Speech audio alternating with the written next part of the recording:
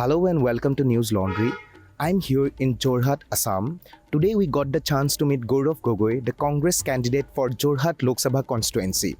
Let's listen into what Gaurav told about his campaign, his election this time. How is your campaign going on? No, it's fantastic. I've got tremendous response from the people of Assam, from the people of Tittabor, and it's a new constituency for me. But still, the response has been so good. We are poised for an incredible victory. But Gaurav, you are contesting from Jorhat for the first time.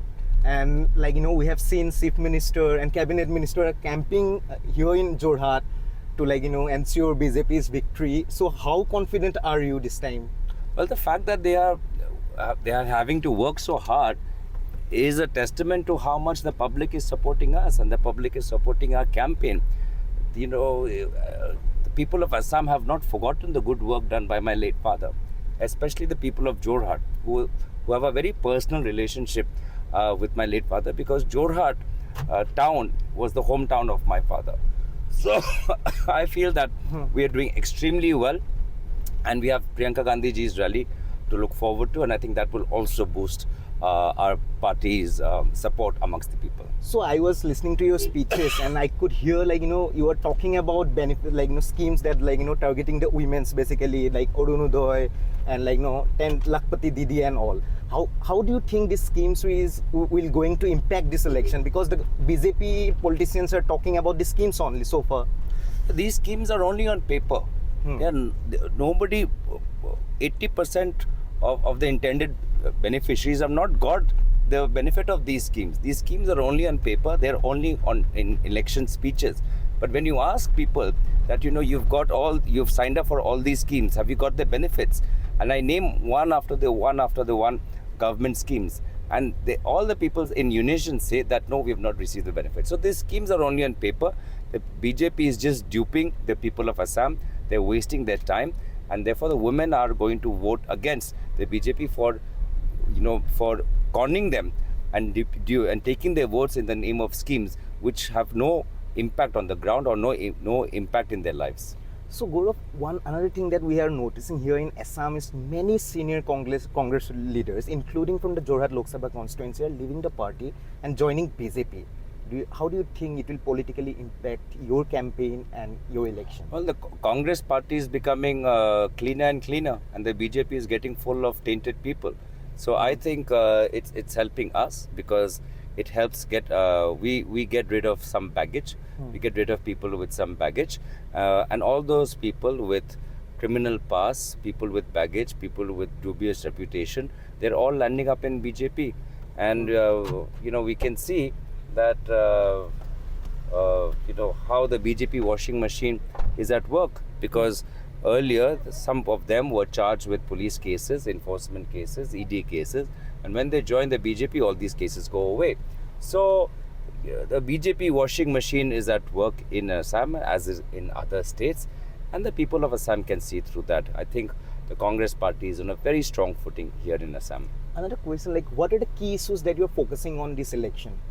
The key issue, one of the three key issues I'm focusing are education, health, and connectivity.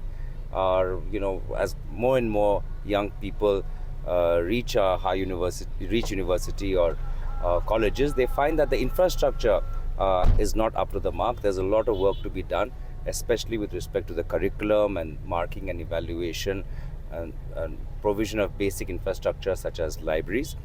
And secondly, even in terms of health, the situation is quite bad, because the medical colleges here or the hospitals here, they're not doing as well as they should be. Many people leave Jorhat for other cities like Guwahati or other towns like Dibrugarh to get treatment. So it's a very sad state of affairs. So education and health are quite important. And if you look at even the connectivity, the state of the national highway in this Lok Sabha is pathetic. Mr. Gadkari unfortunately has not been able to do anything to build a decent highway in the Jorhat Lok Sabha. And similarly, the roads in small towns and villages have not been maintained, and the lack of maintenance is really crippled connectivity. But Gaurav, do you think the opposition failed to make CAA issue in Assam? Because there was a huge protest in 2019 But this time we have seen the rules were notified, but still there were no protest and opposition also. You are not talking about CAA in your rallies. No, I think you should understand that the government is using the police to stifle all forms of protest. The senior police officials are threatening student organizations and political leaders from conducting any form of protest, and essentially through CAA they are stifling democracy, because in a democracy everybody has the right to protest in a peaceful manner, and even that's not being allowed. So this intention of the BJP to turn India into a Chinese-style authoritarian state is being rejected by everyone. And CAA, the way they've handled the CAA protest is one example of that. And this authoritarian attitude and dictatorial mindset is definitely a factor in this Lok Sabha election. Gaurav, one thing that maybe sounds very novice to you, but you have contested 2 Lok Sabha election, and I'm covering general elections for the first time. So I was watching the rallies and the campaign of the many candidates. What do you think a candidate has to spend in an election to win or maybe to contest a Lok Sabha election? Only thing that the candidate has to spend is his time, because that's the only thing that voters value is time. You might spend lakhs of money or crores of money, but if you don't have the time to listen to the people, then you're just wasting. So if your candidate has to win the trust of the people through and get their votes, then the candidate has to spend time. Okay, because I asked this question because there has been allegations that the BJP is spending a lot of money in Jorhat. That people told me that from the ground that I have heard. That's because the BJP does not have any work to bank upon. The BJP does not have any leadership to bank upon. So all that the BJP is doing is using money power, muscle power, brute force, intimidation to try and win this election. But this time it is the people of Assam have already made up their mind.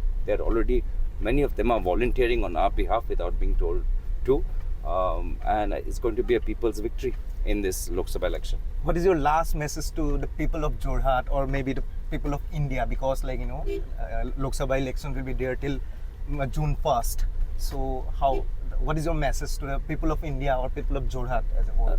My message is that our vote is important to safeguard our democracy. Our vote is important to safeguard our right of free speech. Our vote is important to save our values of democracy in which citizens have the right to protest, and have the right to dissent, and have the right to think independently and be independent. So in this election, it is necessary that an authoritarian leadership is defeated, and that's what should be on their mind when they go to vote on polling day. Thank you, Gaurav. Thank you for giving us your time, and all the best. Thank you. Thank you so much. Thank you. This election season, your right to choose puts you at the heart of it again. We'd like to be your eyes and ears. Choose the journalism and media that serves democracy and you. Simply log on to newslaundry.com/2024 election fund and choose an amount of your choice for the reports of your choice.